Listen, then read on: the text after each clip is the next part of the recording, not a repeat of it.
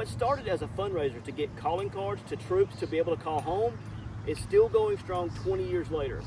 7 Days for the Troops has raised thousands and thousands of dollars, from tiny home bills to calling cards to paying utility bills for veterans. Scott Burns has a passion for America and for helping our veterans. But Scott is also a pretty big inspiration. A double leg amputee, Scott has quite the story to tell. This is episode 6 of Hardwired 662. I'm here with Scott Burns. You do a thing called 7 Days for the Troops. Yes. You've been doing it for a long time. People who are not familiar, if you're familiar, you've seen Scott at the mall, sleeping at the mall. Let's just talk about how it started, what it is first of all, how it started, and what's important about it. Well, 7 Days for the Troops is a fundraising event that is used to raise money from doing anything from paying utility bills to we've teamed up with other veteran nonprofits and help them with their mission, and like doing tiny homes and putting wheelchair ramps up and different things like that. And the way it started is 20 years ago. We're doing our 20-year anniversary in a couple of weeks. But I was sitting at home. I'd been in the Marines. I got out in '95. And so about right 20 years ago, the Gulf War was going on, and I was sitting there beating myself up because, like, man, I really want to do something. Just that Marine in me wanted to continue to serve. And I saw a story about these kids that were buying old cell phones or collecting old cell phones, going and turning those into cash and taking that cash and buying calling cards to send overseas. And so I was like, you know what, I can do something to help them. So I reached out to Jeff and them at the mall, and I said, hey, I've got a crazy idea. I want to build a tower in your parking lot out of scaffolding, and then I want to camp out on top of it for 7 days and raise money. And Jeff and them kind of looked at me like I was crazy, and then they're like, okay, let's do it. And so what was a one-time deal ended up being 20 years later, an event that has not missed a year.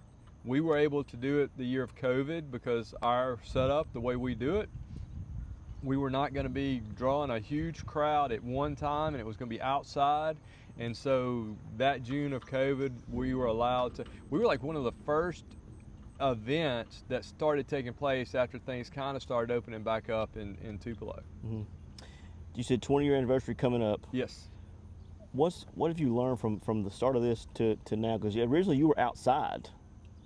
Were you outside when this first started? But you're inside now. We first started it outside, and that first year, the last day of the event, a storm, a very, very strong, they said tornadic winds came through, and we didn't get hurt, nothing got tore up. But the next year when we got ready to do it, and the mall approached us about doing it again because, they thought it was a great event.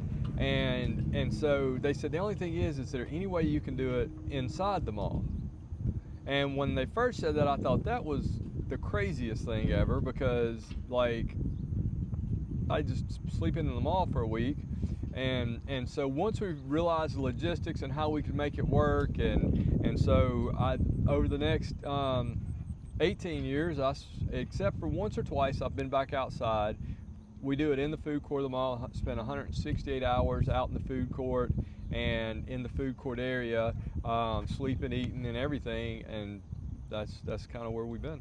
Is there a number on how much money you've raised? Just talk about kind of what it's done for the troops. It could be a monetary number, things you've done, things you've given, things you've been donated. I think I can give you both of those. I think we're ballpark about $800,000 in the last 20 years, and that doesn't include the monetary items that we've got, or I guess items that we've been donated. I mean, every year I do raffles, and I have thousands of dollars of raffle stuff that we give away that has been donated from people in the community. We've had construction projects where we needed to help a veteran, and people have come in and donated their time and their labor and the materials. And like, we've got a project coming up right now that we're working on getting funded, where there's a veteran that lives in Aberdeen who needs he's gotten to a point where he's either on a walker and or in a wheelchair, but to get from his front door to his driveway, which is a gravel driveway and carport area, he has to go up this hill and it's all rocky, and so we're fixing to do him a concrete walkway and a new parking slab. And when I reached out to somebody about doing the concrete work, they were like, you know what, we can do this slab, but we feel like we need to do more. And so they're going to work on some drainage issues he's having. So what turned into a concrete walkway is now a $16,000 project, and a lot of that labor and stuff is being donated. We just have to pay for about $4,000 worth of materials. And so over the years, I've seen that over and over, and I've seen that we've had veterans that they have a full-time job, they're making it ends meet, and something happens, whether it's a death or whether it's a medical issue, and they get a snag, and like they just don't have what they need to pay their utility bill, or they don't have what they need to buy food. And we get to do that all the time, where somebody calls us up and needs food, and we'll get them a gift card to their favorite store, and let them go shopping for their food, and make sure that on those emergency funding needs we're taking care of. That was my next question. You hit on probably most of it. Where does the money go? You mentioned a lot of it. Where are some of the places the money goes, and how does it specifically help the troops? Well, it's all veterans, correct? It's all veterans and active duty military. Okay. We like I said, we do anything from pay utility bills to build wheelchair ramps. We team up with other veteran nonprofits. I mean, last year we were able to help an organization in Statesville, North Carolina, called Purple Heart Homes, and we donated over $95,000 to their organization through projects that I was able to do and team up with them. But because of our platform, I was able to go other places in the country, and we raised funds, and we were able to donate those to help them with their mission of building tiny homes for veterans. And then at the same time, they turned around and built a tiny home in North Mississippi for us. And so it's been a really good partnership, and we've done that. We've worked with Wounded Warriors, we've worked with the Independence Fund, and because one of the things that I'm pretty good at is talking to people and raising money. And then I realized that if I try to help everybody, I'm going to miss somebody. And so knowing other organizations that can call me and say, hey, we've got this veteran that needs a track tear, do you have any funds available? And that's what we kind of structured our nonprofit to do, where it's real easy to get lost in the fact that we want to raise money for us. But there's other organizations that have great missions that their fundraising may not be great that month. And so we tend to help that way also. But if somebody came to me right now as a individual and said, Scott, I want to make a $100,000 donation to help veterans, 100% of that $100,000 goes to help veterans. We never use any of that we don't have a paid staff. We do have overhead, and our overhead is always covered by sponsor dollars. If we can't cover something by sponsor dollars, then we don't get it. Like if we run out of paper, I'm not going to go out of my donation funds and buy a pack of paper. I just don't do it. And that's an important thing for people to know too, because every bit of your money is going toward what you want it to go to. Yes, and that's the thing that we've worked really hard on doing, is because I know that people are always worried and concerned when you say you're helping veterans, and I'm also been doing this long enough to know and watch some organizations that overhead is a necessity. You cannot we're a very small nonprofit, and just our monthly expenses are probably $2,000, $3,000 a month some months. It's paying our administrative office fees and things like that. And so I never want anybody to say, hey, well, he never pays bills. We do, but I have businesses that sponsor me, or I can even come to you and say, hey, would you like to sponsor, we need a new truck. All right, so would you like to make a donation to cover a portion of that new truck? And so anytime we do anything outside of the norm, we'll go to somebody and we let them know. And that way, at the end of the day, at the end of the year, big thing is they look at their money's left that they need to donate, and they know that 7 Days for the Troops has donated and did what they said they were going to do. And so our end of the year donation, we want to write them another check to help with their mission. And so that's why it's been fun. And we've had, I think our biggest year raising funds was right at $240,000. And to me, that's good and manageable. Anything over that, you start getting the $250,000 to $300,000 range, then you have to add administrative costs because you got to hire people. You got to hire. Then would I be opposed to hiring a couple of staff members to? No, but at this point, we're working the way we are because we have a system set up to donated dollars here, sponsor dollars here, and it works out really well. Now, what are the dates for 7 Days this year, and when will you be at the mall? All right, this year's 7 Days for the Troops is June 27th through July 3rd. And we've got the kickoff is going to be at noon on the 27th, and we're gonna have music and entertainment, and we've got some people signing up to do music throughout the week in the food court of the mall. We've done it for, I think, 12, 13 years where we've asked local artists to volunteer their time and come and perform. And every year we have local artists that come, and some that have been out multiple times, and it's just a really cool experience to get them. It's not your typical place to perform, so the mall food court area, some people are like, that's weird. But at lunchtime every day we have a captive audience. And so why not entertain them while they play? And then on Sunday night at 5 p.m., we're actually going to have a section we call Fill the Courts with Praise. And we're just going to do praise and worship music in the food court of the mall, and just come out and let people just kind of relax a little bit with everything going on, and just think about something that's a higher power than themselves. Sure. Now, for the people who think you're cheating not sleeping at the mall, you're sleeping at the mall. Yes. For the last 19 years, I've spent 168 hours. There's actually been 4 years that I ended up spending 180 something hours, because when I did my days, I was thinking Sunday to Sunday was a week. Well, that's actually 8 days. It's 8 days, right. And I'd put that out, and then one day it just hit me that, look, this is really 8 days. This year's a little different. I'm having some medical issues and back issues and things that me staying in the mall at night was going to be an issue, so I wasn't going to do the event. We had kind of postponed it and said, we're going to have to figure something else out. And I had some veterans come to me and say, hey, if you'll do your event, I'll volunteer to spend the night. And so I've got veterans from here in Tupelo. I've got some coming from Vicksburg, Mississippi. Wow. Even the mayor has volunteered to come out and stay a couple hours. And so this year's event will be a little bit different. I'll be there from probably 9 to 8, from 9 a.m. to 8 p.m. And then when I leave, there will be somebody standing watching the food court of the mall. And some people have said, well, you don't really have to have somebody spend the night. And I'm right, they're right, I don't. But it's something about doing it for 19 years and then this year not having somebody there. Yeah. And this is going to be our last official Honor Tower event.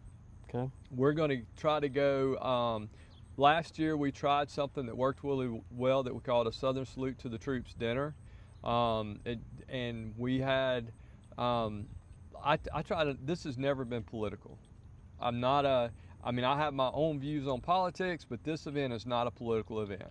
And so we booked back way, a year and a half earlier, we booked for the Southern Salute to the Troops dinner, and Pete Hegseth, Fox News host and veteran, was going to be our speaker. Well, that October, got closer to October, Pete called us up and he said, look, hey, there's too much going on. I need to be around the news station. Can we postpone it? Well, he postpones it till March. And then the next thing you know, he still does our event, but at this time he's the Secretary of Defense. And so I'm like, okay, how do I match that? How do you get that quality of speaker at your next event?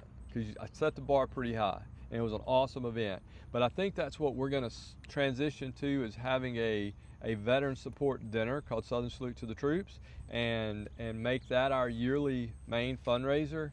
But we're also going to try to do some other things. But this will be the last 7 Days for the Troops Honor Tower. Okay. How do you match that? 'Cause that's like you say, take politics out of it. That's a big name. How do you match that? I'm not sure yet, and that's why we haven't done it this year. And because, like, having that quality of speaker and politics in it, politics out of it. My small veterans nonprofit, because of contacts that we have made, was able to get one of the most powerful people in the country right now. In Tupelo, Mississippi? In Tupelo, Mississippi. And it's the first time, I believe, that we've had a Secretary of Defense in Tupelo. Wow. And so, which was pretty cool. And overall, it was a wonderful event. He did exactly what we were asking him to do, is to focus on veterans and not make it political. And so as long as we can find people that will continue to do that, I don't care who you are. If you support our veterans, you're welcome at any event I do. Great thing about it is, if you don't support our veterans, you're welcome at our event, because maybe you'll see something that makes you understand that we're able to sit here at Veterans Park underneath these flags, because right now, somewhere around this country and in other countries, there are men and women standing on a wall saying, today, I'm willing to die for you. And so as long as we've got people still willing to do that, and they're not doing it because they know I agree with them or I don't agree with them, they do it because we're Americans. And that's one of the things that we want to support with this event this year, is the 250th anniversary of the country. As big of mistakes as we've had, as negative as some things have been, you can't tell me another country that is better than this one. And so we're going to celebrate that. It's pretty cool that our 20-year anniversary and the 250th anniversary of the country are all right here together. We're doing it the week of July 4th. We're looking at doing, we're doing karaoke on Thursday night, whatever that 26th is. And I'm thinking about making it a patriotic themed karaoke night, just because I think it'd be really cool. Sure. And I know you're into heavy metal. I've never had a heavy metal band in the food court of the mall. I wonder how that would go. Well, I've got one. If you want to run it by Jeff, I've got one. We'll see. Well, hey, we'll see see how what it it goes. does. I mean, but yeah, it's a fun event, and we'll have the raffles items this year, silent auction items. We're gonna have, the first time ever, we're doing a silent auction as part of this event, and have some really cool stuff that we're auctioning off. And if somebody goes in there and looks and there's not been a starting bid on it, there's not an item that we've put on the auction site that is not worth more than what the starting bid was. I mean, we got some Thomas Kincaid prints, certified prints, and fishing gear and survival gear and all kind of cool stuff. So check out the auction site and see if there's something you want to win. And when you started this nearly 20 years ago, did you expect it to be here today? No, it was a one and done. It was I literally was sitting at home. At that time, I still had both of my legs, but I was having real bad issues with one, and I wasn't able to work full time, and I was just having a pity party. I mean, to be completely honest, and so it was just something to distract me and feel like I was doing something for somebody else. And that event turned out to be a great event. I think that first year we raised like $9,000 and was able to give it to these kids to buy calling cards. And that's what we did for the next 2 or 3 years, is we bought calling cards and sent them overseas. Because 20 years ago, it wasn't iPhone culture like it is. No, like it wasn't it is iPhone now. culture, and for our troops to call home, they had to have a calling card, which was another great thing about this event, and it always is because I had the opportunity to let people know that, people were like, they got to use calling cards to come home. That doesn't make sense. And it didn't. There was no reason for our troops to have to pay to call home. But I could sit here and complain about what is not working, or I can help find the solution that is working. And so over the last couple of years, we've been able to do that same thing with the tiny homes. If you talk about homeless veteranness and veterans homelessness and things like that, and that is an issue in our country. And there's people that are doing something about it, and then there's people that sit around and talk about it but don't do anything about it. I want to be somebody getting my hands dirty. I want to be somebody that is making a difference. I want to be able to say, hey, here's something that needs to be corrected, but here's my idea of how to correct it. And I think if we did that with everything we do, 7 days for the troops, podcast, whatever, that if at the end of the day our mission was not to tear somebody down because you don't like their idea, but to be able to show them a better way. So my son and I travel a lot. You mentioned heavy metal. We go to shows all over the country. One thing I've noticed in the metros in the country, there are a lot of homeless veterans. I mean, specifically, we're in Chicago a good bit, all over the streets. And it's 10 degrees in the winter, and it's hot in the summer there. How do we fix that? Because it seems like we've, for lack of a better term, kind of abandoned the guys that gave us the right to go to these places and do these things we do, and they're on the street. It doesn't seem fair. Well, and to be honest and to be fair, there are some veterans out there that do, whether it's life choices or that want to be there, but there are some out there that have lost their way momentarily, and because of that, it's put them in a hole, and it's hard for them to get out. And we just have to show them that we love them. We've got organizations. Look at Tunnels to Towers. They're an organization that started out because of the planes that hit World Trade Center, and then they started helping first responders, and now they're taking old dilapidated hotels and converting into veterans housing, making a little community veteran housing, and it's successful. Why do we, in just say Tupelo, Mississippi, we've got old hotels. Why not take one of those and convert it into veterans housing? And they've got drug counselors. They've got everything they would need to help keep the veterans protected, but gives them a chance to rebuild what they've lost. Because I'm going to tell you, I don't know about you, but I mean, I'm a couple of months away from something major happening, and I could be in that same boat. I don't think we all are. And there's very few of us that live to the Dave Ramsey principle of having, how many years of savings set, and so it's a medical situation. It's a bad decision legally that, and so I think that we have to work together.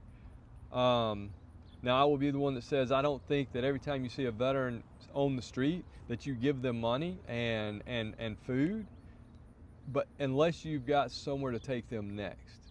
Because if we enable it, whether anybody, if we continue to enable them, why get better? If I can get the food I need living on the street, or if I can get the money I need living on the street, then why? But give them an option to do better, and I'm gonna say at least probably 75% of them want it. I think so. I mean, there's something about veterans too that don't ask for help. Yeah. I don't know how many you've met that you go up to and ask, and I don't need anything, knowing the whole time that they need it. Yeah. But they feel like I can't ask for help. I'm a veteran. I'm stubborn, whatever it is, and you can't. You've got to be able, when you approach that situation, it'd be like, hey, let me help you. So let's get into your story a little bit. You mentioned your legs, but I want to start military history. Okay. How did we get to where you are now, and go back into even more detail about what you're talking about, struggling with, because when you have one leg removed, that's a struggle. You're working on no legs right now. Well, I went in the Marines out of high school. I wasn't sitting there in high school one day thinking, hey, I'm going to go in the Marines. My dad was in the military. I thought about it, but it wasn't really something that I had just put a whole lot of thought into my senior year. And so I signed up to go to college. It was the end of the school year, and this part is important. I was sitting in class, and one of the guys that was in my class had went to the recruiter's office and picked up one of these little books that the Marine Corps gives you, kind of what you need to know as you're getting ready to go to boot camp. And I'm thumbing through it and just kind of glancing at it. Really wasn't reading it because that wasn't my intent, But the guy looked at me and he said, "Scott, why are you reading that?" He goes, "You'd never make it in the Marines." And that day, I went to the Marine recruiter and I was like, "I want to sign up to be a Marine." And so went to boot camp, got out of boot camp, and I mean, I loved boot camp. It was probably the hardest thing I've ever done in my life. But once I realized that they weren't yelling at me because they hated me, they were yelling at me because they wanted to make me better, and so I kind of dealt with it that way. But no, it was not fun, but I enjoyed it. But then I got out of the Marines, and I was in probably about 8 months, and was doing a training exercise, and I jumped out of a truck, and I messed up my ankle. And I didn't want anybody to know that I got hurt. There's this mentality in the Marines that, you know, if you get hurt, then you're weak, and I didn't want to be weak. And so I went about 5.5 months before I said anything, and when they went to fix I tore the ligament. And because I had not said anything for so long, when they went in to repair the ligament was not there. It had shriveled up, and so they had to do a reconstruction. Well, I was in the Marines, so 30 days after they did an ankle reconstruction, I was back to doing Marine stuff. And so it never healed. And after I got out, I had another 21 surgeries on my left ankle. And I was at the point when I decided to have the amputation done, I was taking hydrocodone 3 times a day and a morphine pill once a day. Wow. And they were going to put me on Oxycontin. And my father-in-law, he's a pharmacist. He said, "Hey, if you get on that, you don't get off of it." And I was like, I don't want to be a drug addict. I don't want to ever be to a point where I can't do things because I'm on drugs. You know, I didn't want to do that. And so they were like, "Well, let's amputate it and get a prosthetic, and we'll go from there." And they told me, "Well, you get it amputated, we'll have you walking within 3 months." And the day I found out I was having it amputated until today, I make leg jokes. Not as often online as I used to, but I always made leg jokes. And so I was trying to mentally prep myself for this one. And so got it amputated. 31 days after I was amputated, I was walking on it and hadn't stopped. Wow. And then just over the 30 plus years of overusing the right one because the left one was messed up, I wore out that ankle and ended up having an ankle replacement done on it. And 30 days after the ankle replacement, I was getting ready to go to the doctor to do the cast off and start walking on it again, and it was infected. And so it got so infected within the 3 days I was in the emergency or in the hospital that they couldn't save it. Wow. And so that one was unexpected. That one was not, that one made me angry. I've never looked back and said mentally that I wish I still had this leg, because it was not an issue until I lost this one. And now there's a couple of days every now and then that I'm like, I wish I had them. Yeah. Or at least I wish I had one of them, because it's a much different experience. I get around pretty good most days. It has caused me some back issues, which is one of the reasons the tower event almost didn't happen, because honestly I need to slow down a little bit, and it's hard for me to slow down when I know there's people that need. And so, but I also have a wife that has basically told me that, you know, you can't keep taking care of other people, and you're gonna be laid up in the bed for the rest of your life, and which is a good point. Yeah. So when I was in the Marines, I met some great people. Went to some great places. I was in Japan and Jacksonville, North Carolina. Since I've gotten out and I've been doing this event, I got to go back to Jacksonville, North Carolina, where I was stationed, and host the 7 Days for the Troops event twice. And which is pretty cool, because I don't know if you know about Jacksonville, North Carolina, but it's a Marine town. I mean, there's multiple Marine bases there. Everywhere you go is Marines. And so doing an event where, you know, I did one around the Veterans Day one year, and just being at that base around Veterans Day was awesome. And so, and I was there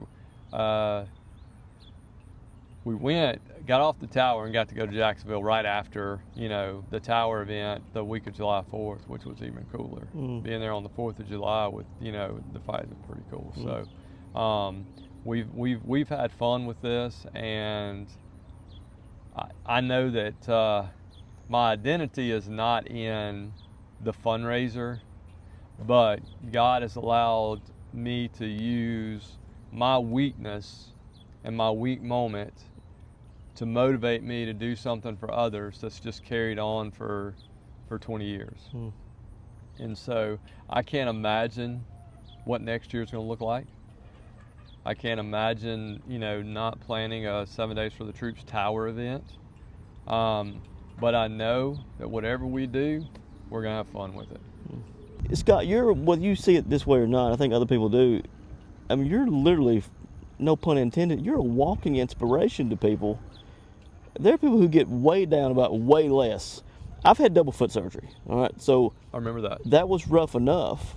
I've got both my legs and all my feet. You don't.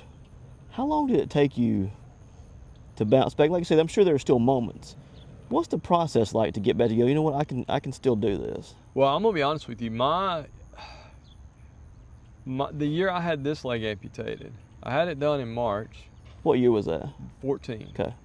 That summer was was that the 10-year anniversary? No. Whatever, I think it was a 10-year anniversary. Well, whatever, that year, it was a special year. I don't remember why it was, but it was also the first year that I had picked a bigger, well-known nonprofit to give money to. And then I had my leg amputated because we'd planned it. We started in January planning 7 Days for the Troops for that year, and then all of a sudden I find out I'm having my leg amputated. Well, I'm having it done in March. There's no way I'm gonna do my 7 Days for the Troops event in June. And do you know that not only did I do the 7 Days for the Troops event, but that was the first year that we raised over $10,000. And part of it is that people came alongside me because they knew that I couldn't do it myself. But to answer your question, just to the point, is I'm intentional about staying positive. There are days that I'm thinking, man, I just don't at home, I just don't want to do this. There's days in the last week that I've looked at and said, I just don't know how I'm going to do this 7 Days for the Troops event at the end of the month with the way things are. And my wife is my best friend, and she will tell me in a heartbeat, if you don't think you can do it, it's okay not to do it. But if you do it, then do it with the attitude that you've always done it.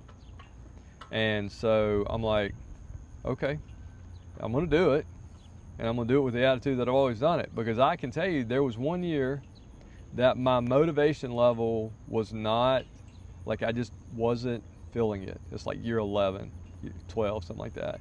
And our donations that year were down, like it was low. And then about midway through the week, I realized that the issue was an attitude problem. And the moment my attitude changed and I got back to that cheerful go, we did better. And so no coincidence. No coincidence. But I know that people watch me, good and bad. There's people out there that probably want to see me fail at life. I don't know why, but there are. But there are more people out there that watch and are encouraged by myself because they see that I don't stop. And if I remember, I don't know, my daughter was 10th grade maybe, and I was doing the 7 Days for the Troops event, and my family's been there supporting me, and then they were in school, and they were doing some kind of story about legacy. And I was like, you know what?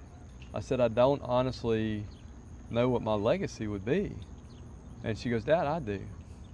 She goes, when you're dead and gone, people are gonna know you because of what you did for other people. She goes, we may never have the biggest house, we may never have the biggest, but when people see you, they're going to know what you did for other people. And I keep thinking about that. I'm not a hero. I didn't go to combat. I got injured training, and sometimes I didn't really, but the truth be told is I could be sitting at home, two busted legs, a bad back, and have an excuse to sit at home. Or I can get up every day, push through it, and hopefully somebody sees me that day that might can ask me, how do you do it? And I'll be honest with you, I've got a Lord and Savior who I believe has made everything that I do possible. If it wasn't for him, I don't think I would be doing any of this. And I mean that not in a, there's days that I can't do it that I look and say, but he can. And I have a testimony that I go around and tell, and there's no, I don't know, there's this misconception out there that the Bible teaches us not to fear, and if you fear, it's a sin. But that's a lie. That's not what the Bible teaches us. The Bible teaches us not to fear because God is with us. And I have that every time I feel like giving up. And so I believe that just like I need you to come alongside of me and say, hey, Scott, are you okay? I need to trust that there is somebody out there that's got something better for me. Mm-hmm. And without that, I don't think I would survive this. So 3 kids, married with 3 kids, and you mentioned your daughter, kind of uplifting you, talking about your legacy. How important is it, first of all, to have a wife that backs you like your wife does? But also, how does it feel to have your kids see what you're doing and draw inspiration from that? Well, it's my wife from day one has been supportive, even to the beginning of the year when I said something about not doing the event. She goes, before June gets here, you'll do it. She knew. That she knew. But she said if I was not going to do it, then I needed to make sure that I had a purpose, because that had been my purpose for the last 19 years. And she goes, you need to make sure that you've got a purpose. But having my 6 and 7-year-old know that I'll go somewhere and they're like, Dad, did you help a veteran today? Or my older son will go with me and do some construction projects when we're building ramps, and he's out there watching other people do it. And so they know that it's kind of funny. We'll go to a restaurant and I'll see somebody in uniform, and my son will come up to me, my 12-year-old, he says, Daddy, can I get some money? And I'm like, for what? And he goes, I want to go buy his lunch, because he's seen me do it. Wow. And so, or they will walk up and shake a veteran or a military person's hand. And like Jace and my wife went to DC, I guess it was April maybe, and my wife said that their excursions took a lot longer because every time he saw somebody in uniform, he shook their hand. And this is at the time when our National Guard was there, so there were uniforms everywhere. Yeah. And so me knowing that they are being raised to respect the uniform is important to me. And to respect that there are people in police and on the local level, but military, that every day there's somebody willing to stand in front of a bullet for you. And to me, how do you not live a positive life knowing that somebody's willing to do that for you? And we're going to have bad days. I want to sit here and be honest with the fact that life is not perfect, and there are struggles and stumbles that I have, but I would much rather people see the ups than the downs. So when they ask me about the ups and how I do it, I have no issue sitting there telling them the bad days, but you've seen the good days. And so you know with the bad days, it looks like I got a whole lot more good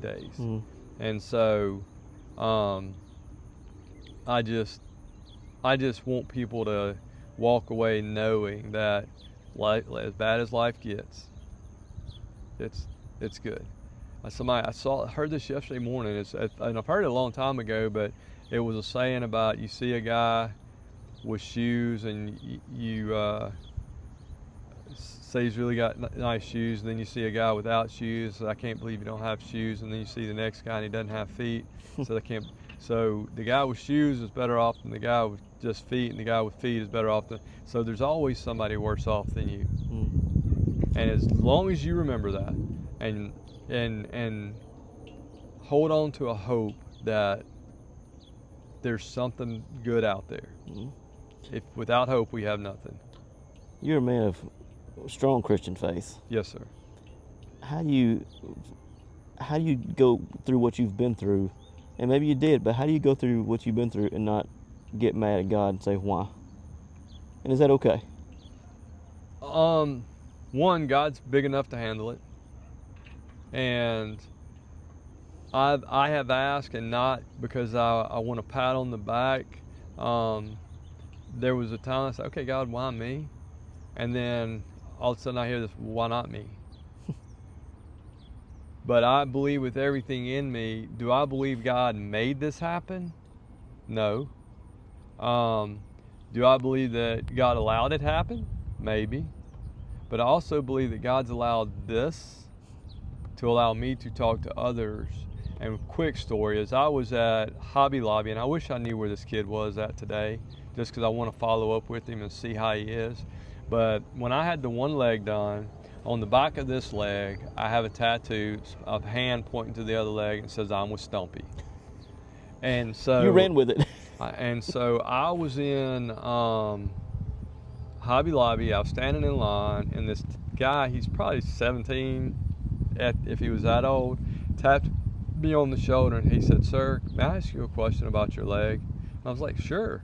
He said, my mom and I saw your tattoo, so we figured you'd be okay with it. And so I was talking to him, and he was going through an issue. He had been in a motorcycle wreck, I think, and he had completely destroyed his leg. It was all it was gonna be is something he was just dragging behind him. And it was below the knee.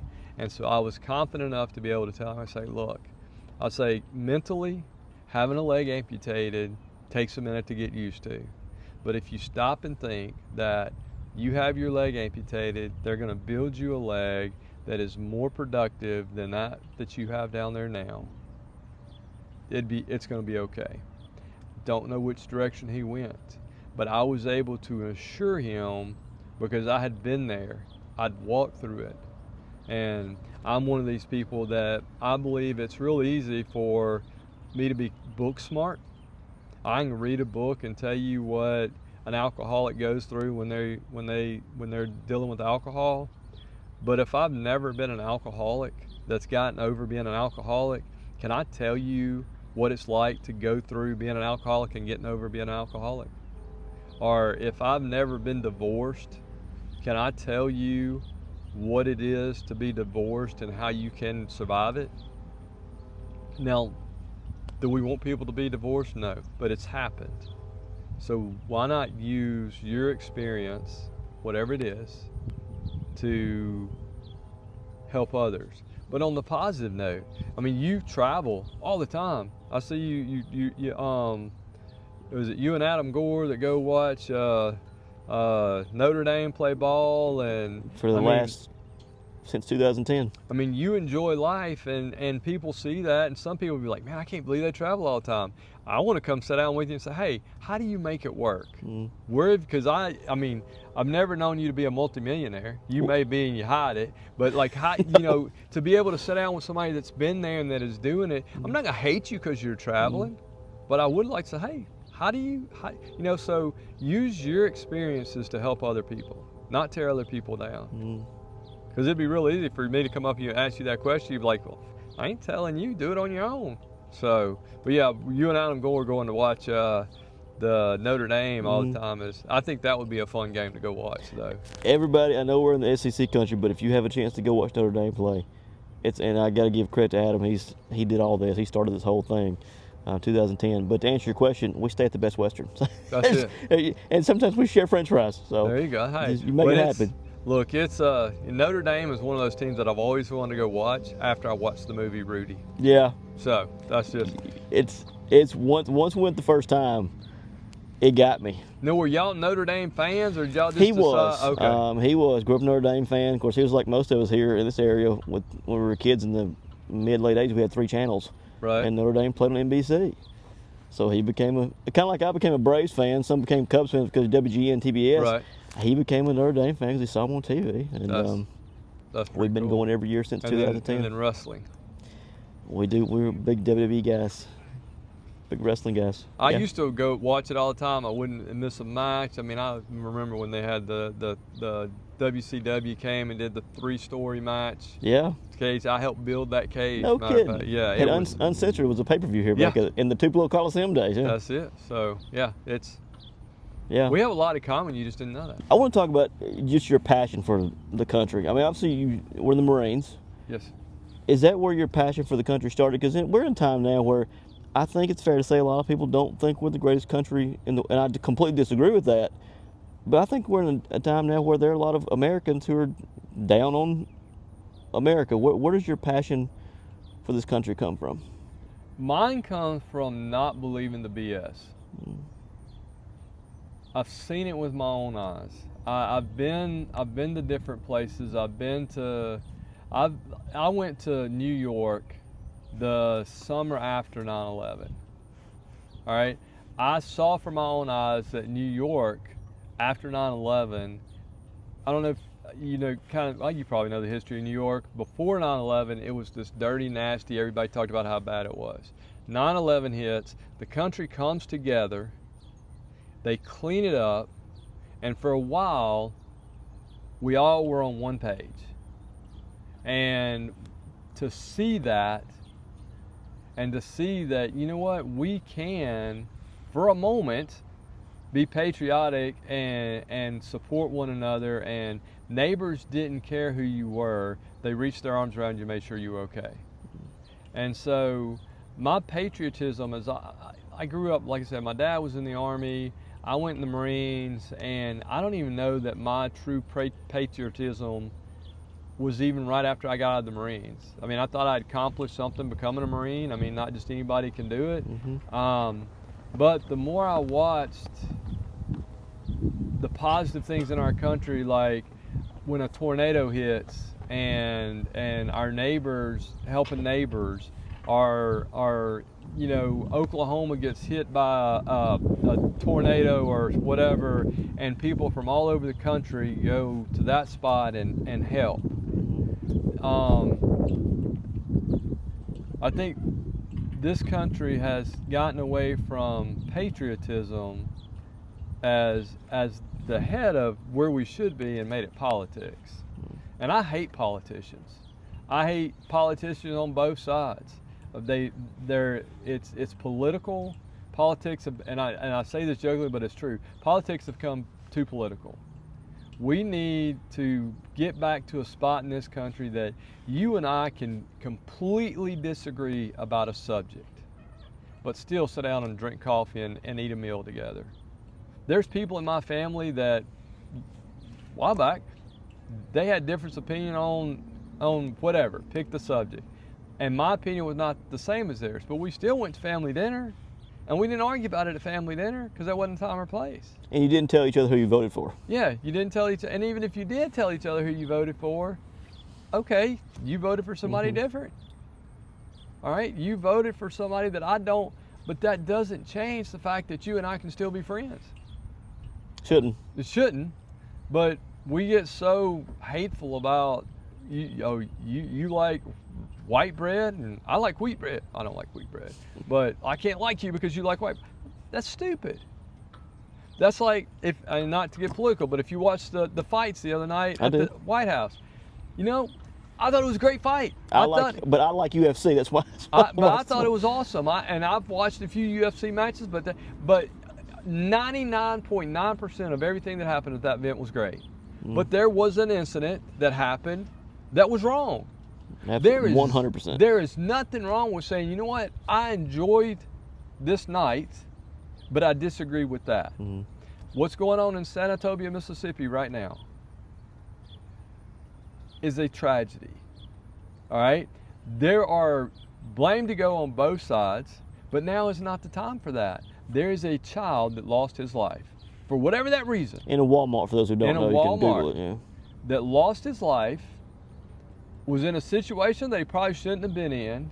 Well, now is not the time to make it political. Let's love on the family of that child. Blame can come later, but we're in a society right now that we much rather throw mud on the other person than do what we're supposed to do and love one another. Right. Let's wrap up with this. You want people to come out to 7 Days for the Troops. What after 7 days there, what makes this a success? That at the end of the day, I've been able to tell people about veterans and veterans' needs. And realistically, if we can raise, I tell people all the time, it used to be I'd say, hey, I want to raise $25,000, and then I would be heartbroken if we raised 12. But at the end of the day, that's $12,000 that we have to help veterans. And so a successful event is that, one, people came out and had fun, because we're going to have music and entertainment. Number two is that I've made people stop and think about the veterans and the active duty military that are still serving right now. Mm-hmm. Because whether you 100% agree with what our military does, or you are able to disagree because they're willing to stand up and die for you. Even though you may spit on them, they don't go over there and say, hey, I'm willing to die for everybody, but they don't know you. They probably will never meet you. You probably will never meet them. But we are safe today because there's still men and women that's willing to do that. Very good. That was what makes this successful. Scott, thank you so much, man. I appreciate your time.